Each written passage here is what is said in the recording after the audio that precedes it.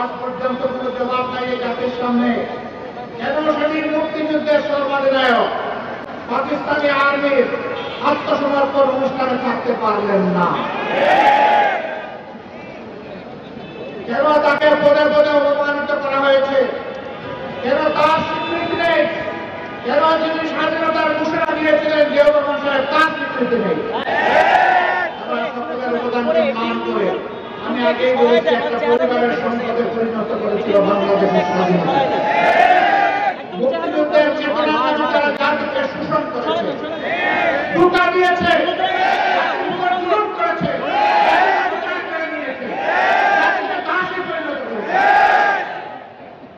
বিশেষভাবে অভিনন্দন জানাই। যে লড়াই শুরু হয়েছিল ৭২ সাল থেকে সত্যিকারের স্বাধীনতার সুফল ভোগ করার জন্য, জনগণের হাতে স্বাধীনতার সুফল তুলে দেওয়ার জন্য, সেই লড়াইয়ের একটা পর্ব সমাপ্ত হয়েছে ২৪-এর ৫ই আগস্ট। এই ২৪-এর লড়াইয়েও জনগণকে নিজ দেশের স্বৈর শাসনের হাতে জীবন দিতে হয়েছে। তারা জনগণের জীবনকে পাত্তাই দেয়। গুলি করেছে মাটি থেকে, গুলি করেছে আকাশ থেকে, গুলি করে জনগণের বুক ঝাঁঝরা করে দিয়েছে।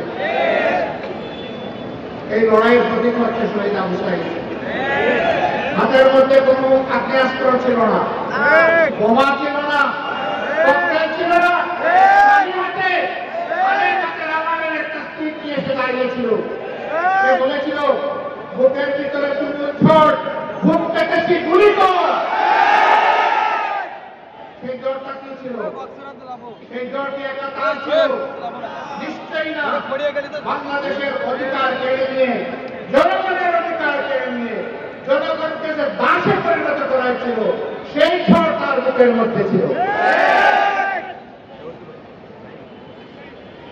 এত রক্ত, এত ত্যাগ, এরপরে আমরা যেটাকে বলা হচ্ছে দ্বিতীয় স্বাধীনতা, এই স্বাধীনতার প্রতি সম্মান দেখানো এখন আমাদের নাগরিক এবং জাতীয় দায়িত্ব। জীবন দিয়ে যারা বিদায় নিয়েছে তারা আমাদের জাতীয় বীর। এই লড়াইয়ের ময়দানে দেশে বিদেশে যারা শহীদ হয়েছে তারাও আমাদের জাতীয় বীর। আমরা জাতীয় বীর দেখে আমাদের উচ্চ শিখরে রেখে তাদেরকে আমরা সম্মান জানাতে চাই।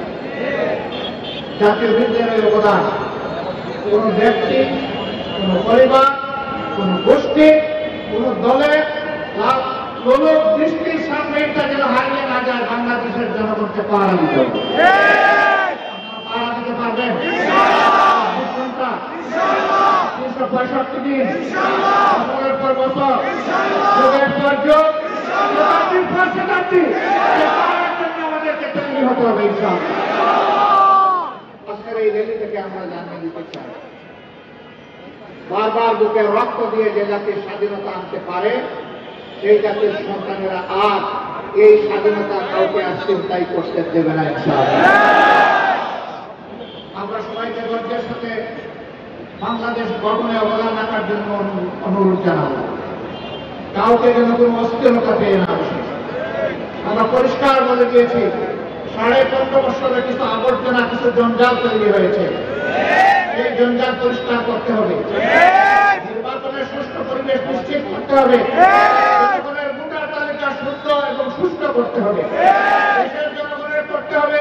বিদেশে আমাদের প্রবাসীরা যারা আছে তাদেরও এই তালিকায় অন্তর্ভুক্ত করে আগামী নির্বাচন হবে ইনশাআল্লাহ। একজন নাগরিক ভোটার তালিকা তাকে বাদ করুক, আমরা এটা চাই না। এর জন্য যা করা দরকার সরকারকে তাই করতে হবে। নির্বাচন কমিশনকে সেই উদ্যোগ নিতে হবে। এই উদ্যোগে আমরা কোনো ব্যতিক্রম, কোনো শীতলতা আমরা বরদাস্ত করব না। ঘরে ঘরে জনগণে গিয়ে এই তালিকাকে নিশ্চিত করতে হবে।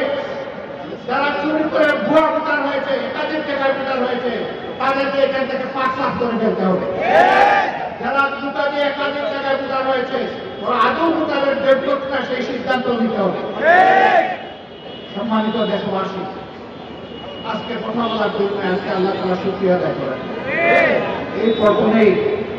এই পল্টনেই আজ থেকে কয়েক বছর আগে, ২ দশকের অধিক সময় আগে আল্লাহ কিছু বান্দাকে বড় নির্মমভাবে হত্যা করা হয়েছিল।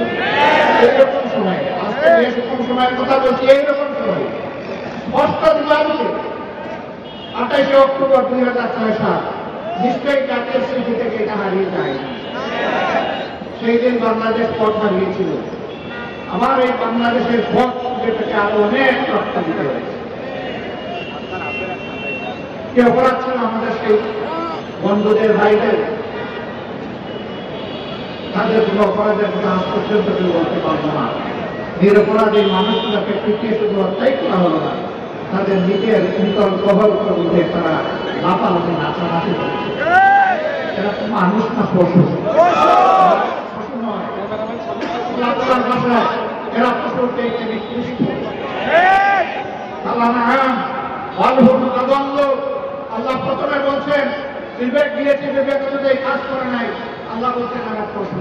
আবার আল্লাহ বলতেছেন আমি পশুকে বিবেক দিই নাই, এদেরকে বিবেক দিয়েছিলাম, এরা পশুর মতো কাজ করেছে, অতএব এরা পশু নয়, তার চাইতেও নিকৃষ্ট। একজন আকাশী মাফিয়া মাদারের নির্দেশে সেদিন লোকে বইটা নিয়ে তার গুন্ডারা রাস্তায় নেমেছিল।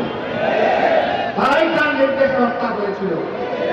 এই মধ্যম পরিবারগুলো সেদিন বিচার চেয়েছিল, আদালতে বিচার দায়েরও হয়েছিল, কিন্তু ক্ষমতার গরমে সেই বিচার তারা পেয়ে ফেলেছে। আমরা কথা দিচ্ছি এই বিচার আবার ফিরিয়ে আনা হবে, বাংলার জমিনে আবার তাদের বিচার হবে ইনশাআল্লাহ।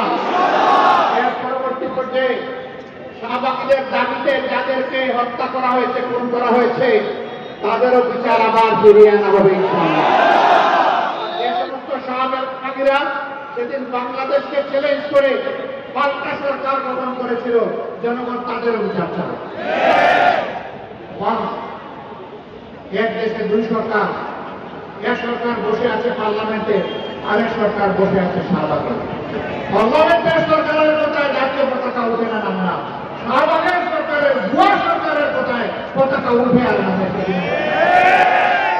একবার নয়, দুবার নয়, একদিন নয়, দুদিন নয়, এক সপ্তাহ নয়, দুই সপ্তাহ নয়, মাসের পর মাস রাষ্ট্র পৃষ্ঠপোষকতায় সেই সন্ত্রাস চালিয়ে দেওয়া হয়েছে।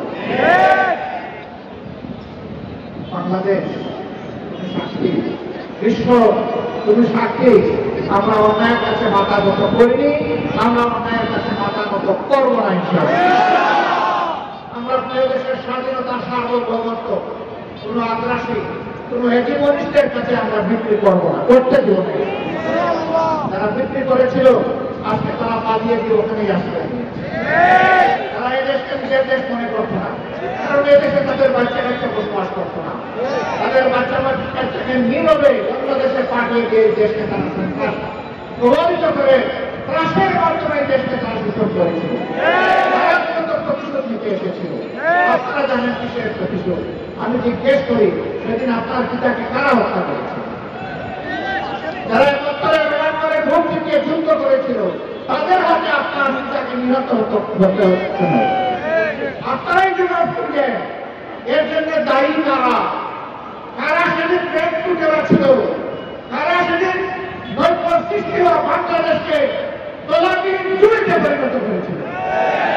কাদের নেতা বলেছিল ডাইনে যাদের দিকে তাকাই তারাও ছোট, বাবা যাদের দিকে তাকাই ওরাও ছোট, সামনে যাদের দিকে তাকাই ওরাও ছোট, পেছনে যাদের দিকে তাকাই ওরাও ছোট।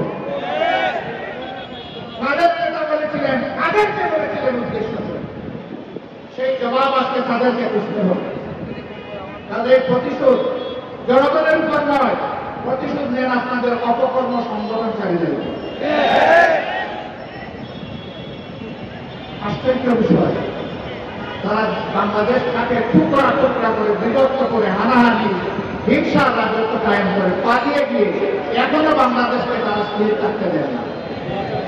তারা মাঝে মধ্যে ফোনা তুলে পুষ্পাস করার চেষ্টা করে।